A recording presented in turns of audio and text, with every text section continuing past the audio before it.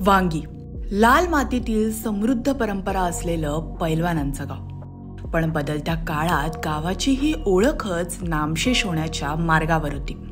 गावात पैलवान घडण्याची प्रक्रियाच थांबली होती. आमच्या गावात पहिल्या 5-6 तालमी होत्या, त्या सगळ्या तालमी बंद पडल्या. मग त्या तालमी बंद पडल्या, मग आता ही पैलवानकी सगळी संपुष्टात आमच्या घरात आमचे चुलते पैलवान होते. आमच्या घरात पहिले हे सगळं संपुष्टात निघाला.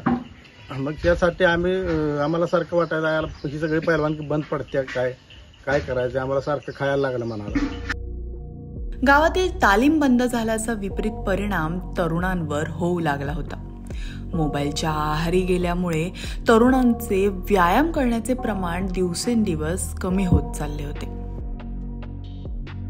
मुलं आता मोबाईल आणि टीव्ही ह्याच्याकडे जास्ती वळून, म्हणजे शाळा नाही ती नाही, आणि बाकीचं शारीरिक पण काही व्यायामाचं बाकी पहिलं खेळ वगैरे होतं ते सगळं बंद झालं.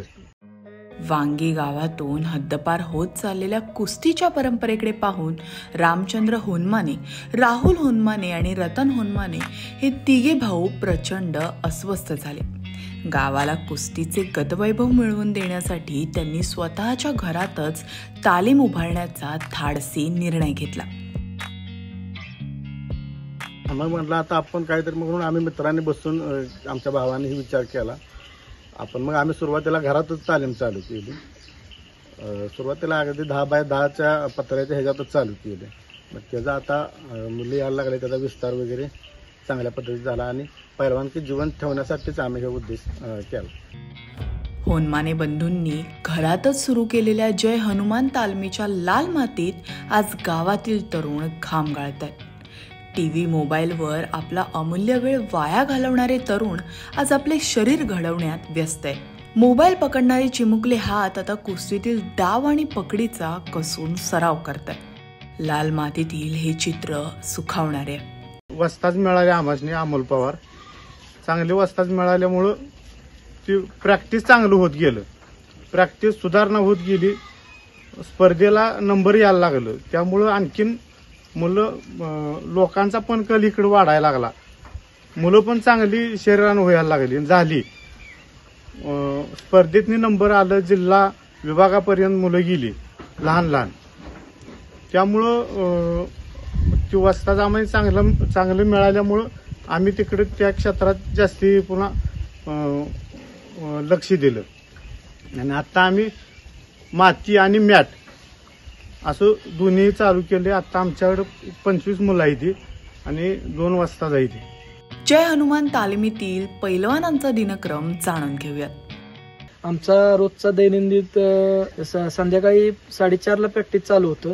पहिल्यांदा सपाट्या जोर बैठकी झाल्यानंतर पेटी झाल्यानंतर सराव चालू होतो आणि सराव झाल्यानंतर मुलं दोर, कप्पी, जिमचा थोडा व्यायाम असं रोजचं दैनंदिन रूट आमचं चालू आहे.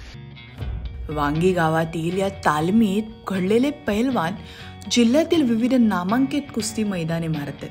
पश्चिम महाराष्ट्रातील कुस्ती मैदानांवर हे पैलवान आपला दबदबा राखतायत.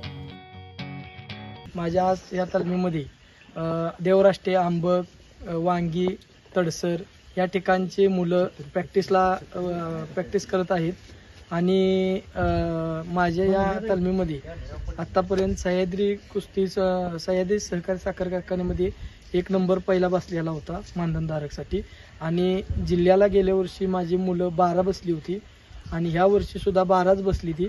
त्यापैकी प्रथम क्रमांकाची 6 आणि द्वितीय क्रमांकाची 6 अशी मुलांचा नंबर बसलेला आहे. आणि येणाऱ्या स्पर्धेमध्ये आमचं घवघवीत पोरं यश संपादन करतात. सर्व ग्रामीण भागात कुस्ती मैदान असतील त्या ठिकाणी आमची पोरं घवघवीत यश मिळवतात. मोबाईल, टीव्हीच्या स्क्रीनवर आपला वेळ वाया घालवणारी आपली मुलं आपले शरीर घडवण्यात व्यस्त असल्याचे पाहून पालकांना देखील समाधान वाटतंय. आज कसं झालंय की मोबाईलचा जमाना आला.